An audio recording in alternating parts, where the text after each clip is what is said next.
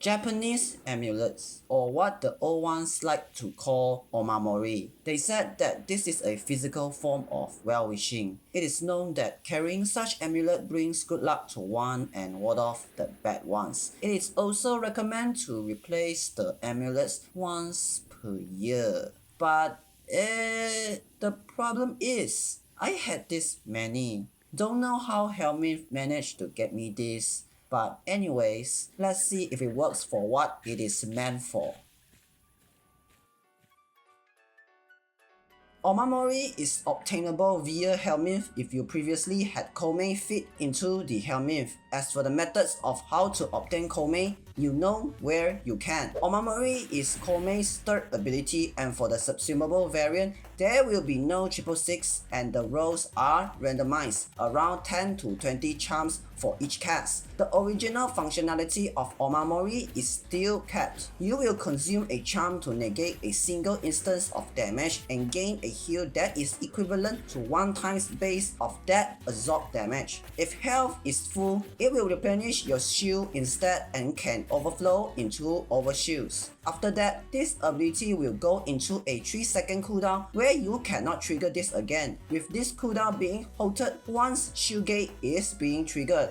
And that is Omamori's first state. Yes, it has a second state. You will always have a 50% hit negation chance permanently active when Omamori is up, regardless of it goes into cooldown or not. Yeah, that's mostly it. Omamori as a subsumable choice is pretty mediocre, and many complaints are quite valid as well. Without 666, Omamori as a survivability tool is highly inconsistent. Not only the negate only works every 3 seconds, the hit negation chance of 50% still means that around half of the time you are still going to take full damage on average. While yes, this will start to pose noticeable use when the levels get higher, but you're better off just use other methods. Unless you somehow decided to throw this ability onto Rhino for fun. And this ability goes from being a somewhat mediocre choice to easily one of the best.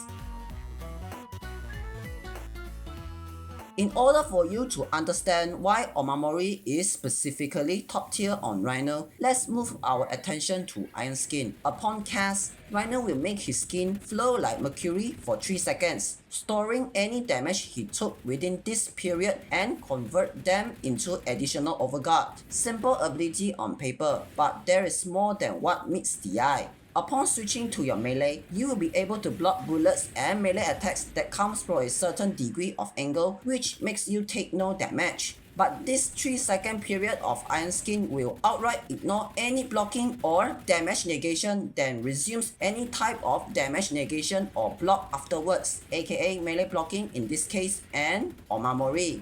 The second state of Omamori will cause Iron Skin to take way less instances of hit afterwards, yet allowing all damage to be registered due to how Iron Skin interacts. Although the existence of Iron Skin seemingly made Omamori's first state completely useless, but do you remember that you need to take damage to consume a charm? Because taking damage to overguard isn't considered as taking damage. You will not consume any charm when Iron Skin is active. With how nearly impossible it is for Rhino to have his skin down, this ability might as well be permanent active. It alone seems impressive enough, but you have to consider the fact that Rhino doesn't just have this singular method of prolonging Iron Skin. Raw by killing enemies faster and piercing Raw cutting their damage by 80% within 25 meters. Rhino Stomp holds almost every enemy 25 meters around him, with reinforcing Stomp replenish the maximum % Iron Skin value per enemy hit. This is even before utilizing movements to make their aim worse and melee blocking to block majority of the damage coming from front. With all this on top of a quote-unquote permanently active ability that gives you 50% chance to negate any damage, you can see why I always said that it is so easy to overkill your survivability on Rhino. As for the gameplay showcase, there's nothing much to show, to be honest. It is really just your daily Rhino gameplay, but now instead of pressing your first ability occasionally, now you pretty much can forget it even existed after the initial press.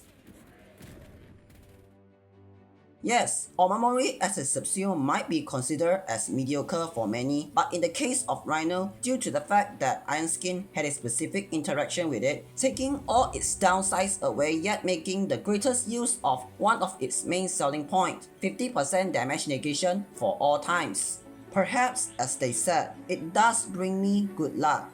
Maybe I should buy more from him next time.